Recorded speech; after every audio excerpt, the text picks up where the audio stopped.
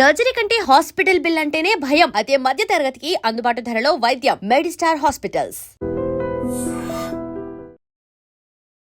Welcome to I dream. నేను Udayasri. Present మనతో doctor సృజన గారు ఉన్నారు. మెడిస్టార్ హాస్పిటల్ అమీర్పేట్ బ్రాంచ్ నుంచి జనరల్ ఫిజిషియన్ అండ్ డయాబెటాలజిస్ట్. మాట్లాడదాం. Hello ma'am, welcome to our studio. నమస్తే అండి.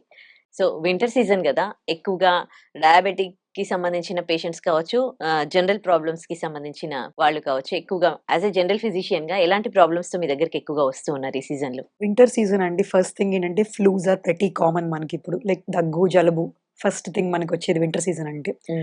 సో దగ్గు, జలుబు వచ్చిన వాళ్ళల్లో కూడా ఏంటి అని అంటే జనరల్ రెగ్యులర్ ఫ్లూస్ ఉంటాయి.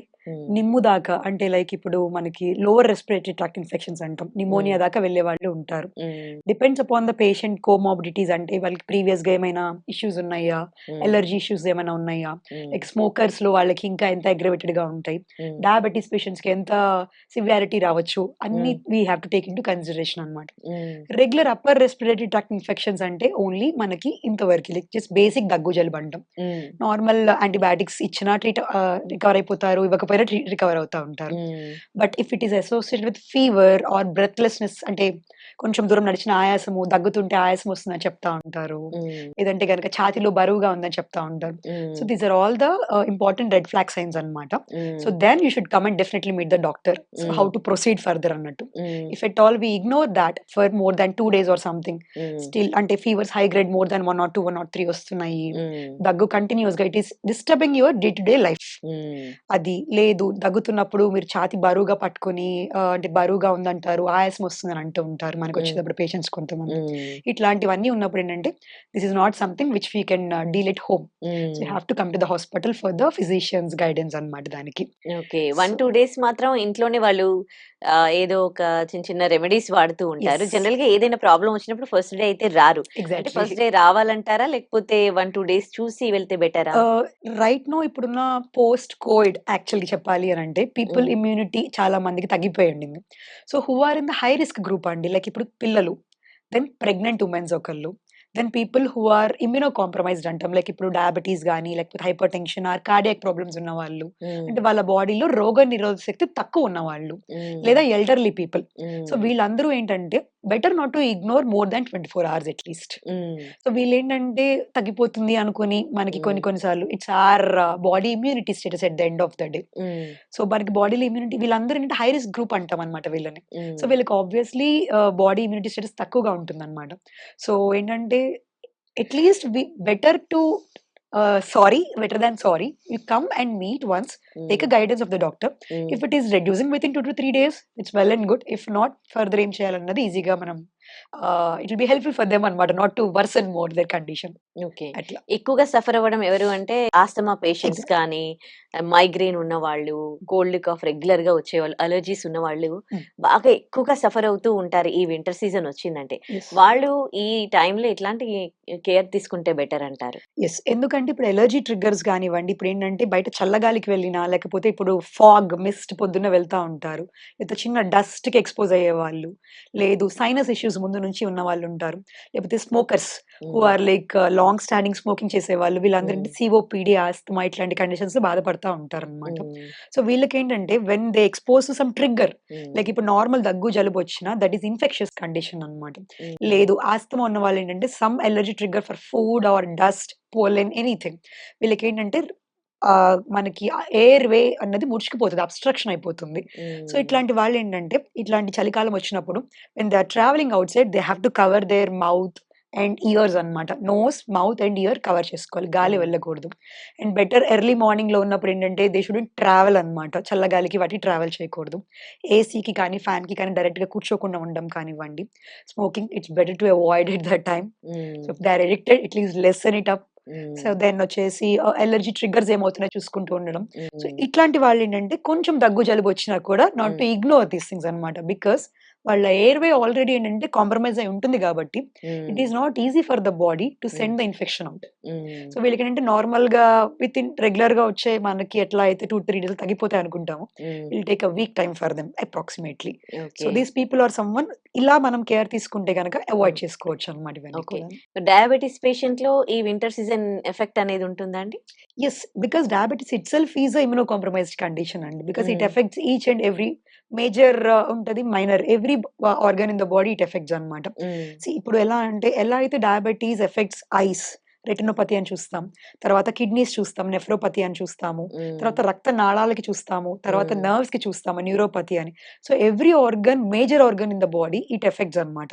సో హ్మ్. ఇప్పుడు మనకి జనరల్‌గా డయాబెటిస్ ఉన్నారు. డయాబెటిస్ ఉన్న వాళ్ళకి షుగర్ కంట్రోల్ లేదనుకుందాం హ్మ్. సపోజ్. హ్మ్. లైక్ వాళ్ళ షుగర్స్ మేబీ 200 ఆర్ 250 ప్లస్ ఉన్నాయనుకుందాం. So there is some infection in their body. Hmm. So ఆ బాడీ ఉన్నప్పుడు ఏంటంటే the infection organism feeds on the sugars.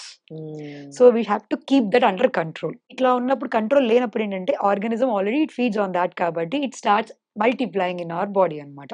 So hmm. Rather than మనకి నార్మల్‌గా eliminate అవ్వాల్సిన process జరగకుండా it accumulates in our body అన్నట్టు చెప్పొచ్చు.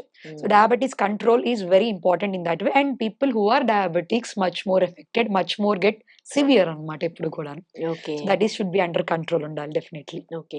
ఈ డయాబెటిస్‌కి సంబంధించి మార్కెట్‌లోకి చాలా చాలా టాబ్లెట్స్ అని, లేకపోతే వేరే అదర్ మెడిసిన్స్ కూడా వస్తూ ఉన్నాయి. రివర్సిబుల్ డయాబెటిస్ అంటూ ఉన్నారు. మరి మీరు ఒక డయాబెటాలజిస్ట్‌గా మీరేం జెప్తారు? ద థింగ్ ఈస్ ఇప్పుడు రివర్సిబుల్ డయాబెటిస్ అనే టర్మినాలజీ కంటే what we can say is we can control the diabetes first.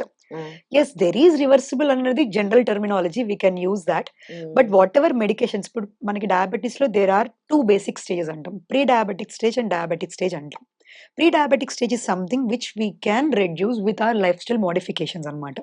So then we can reverse it. Hmm. So which we are not dependent on medications అని చెప్పొచ్చు మనం దానికి. అంటే hmm. Proper the body the pancreas, islet, Langerhans అని ఉంటాయన్నమాట. ఈ cells అవన్నీ ఉంటాయి which controls insulin in our body అన్నమాట. So hmm. అవి పర్మనెంట్ డ్యామేజ్ అవ్వనంత వరకు whatever we are giving medications or something which we can reverse. Hmm. If there is permanent damage to that అంటే హ్మ్. ప్రొడక్షన్ లేదు completely are హ్మ్. Damage అయిపోయినాయి అనుకుందాం. అంటే పర్మనెంట్ డ్యామేజ్ అయిపోయినాయి అనుకుందాం. సో అలాంటప్పుడు ఏంటంటే patient should be dependent on medications అన్నమాట. హ్మ్. బట్ ఎప్పుడు కూడా one thing should be taken into consideration. Only medications won't act. Won't hmm. Reduce your diabetes. Life hmm. Style modifications are pretty important అన్నమాట hmm. దానికి. Okay. So in that way, recently people are looking these medications like Mounjaro, Ozempic and ఇవన్నీ కూడా చూస్తున్నారు. So హ్మ్. there is a myth called only for weight loss కోసమే వాడతాము అని ఉండిందన్నమాట. But హ్మ్. when diabetic patients who are obese, these medications are pretty helpful అన్నమాట హ్మ్. generally. హ్మ్. But there are few medications which works for both, which works for separate weight loss or something హుహు. that we can discuss in some other time. Okay. But right now, there are few medications which helps for both diabetes and weight loss because weight loss is something which controls diabetes also. Okay. Keeps under control అన్నమాట. Okay. So body ఎందుకంటే then there is this lifestyle modification people are having mobilization ఉంది అనుకుందాం. హ్మ్. Body is working. So హ్మ్. there is no role for fat storage. Fat హ్మ్. storage because adipose tissue storage అయింది అంటే sugars are storing up in our body. So okay. we have to walk and we have to mobilize our body. Okay. ఇప్పుడు షుగరొచ్చిందంటే ప్రతి ఒక్కరు కూడా అలోపతికే వెళ్తారు కానీ, వాళ్ళు మెడిసిన్స్ వాడుతున్నా కానీ కంట్రోల్ అంటూనే వాళ్ళకి డోసేజ్ పెరుగుతూ ఉంటుంది. ఏజొస్తూ ఉన్నంక ఏదో ఒక ఆర్గాన్ మాత్రం డ్యామేజ్ అవ్వడం మాత్రం అది ఖాయం ఈ Yes. మెడిసిన్‌లో. Yes. ఆ!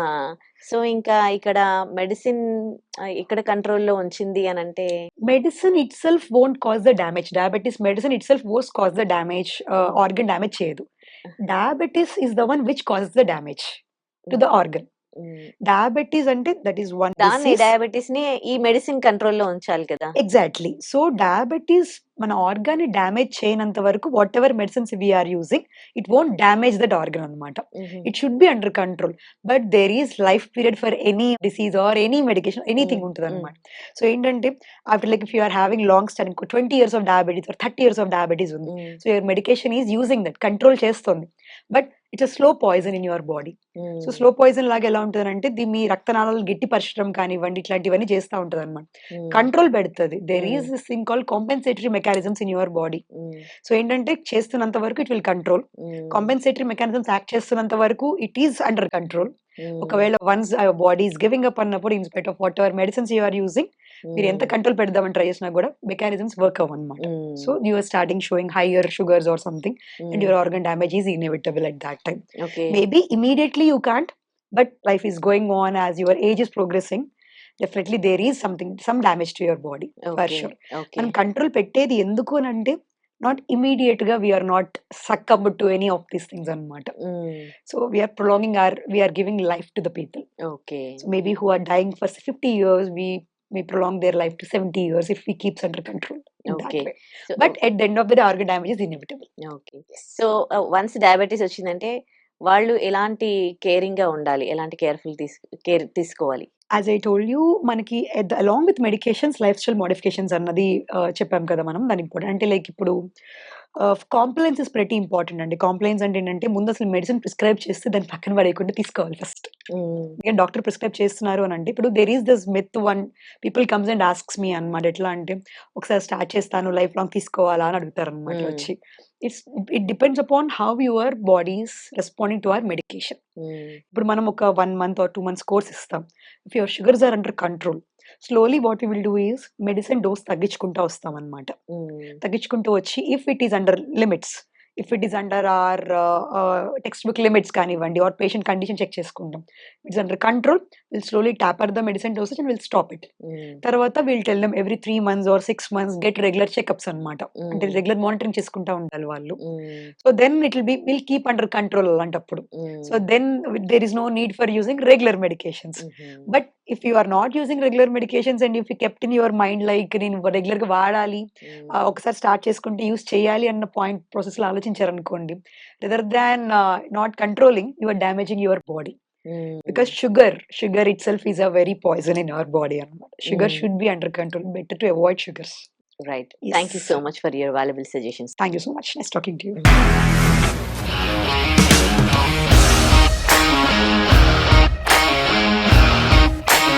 ఇండస్ట్రీలో కమిట్మెంట్ ఇష్యూస్ వస్తే నీకు కూడా వచ్చినట్టు? మార్నింగ్ తీసుకెళ్ళానంటే కొట్టి పడేసారు.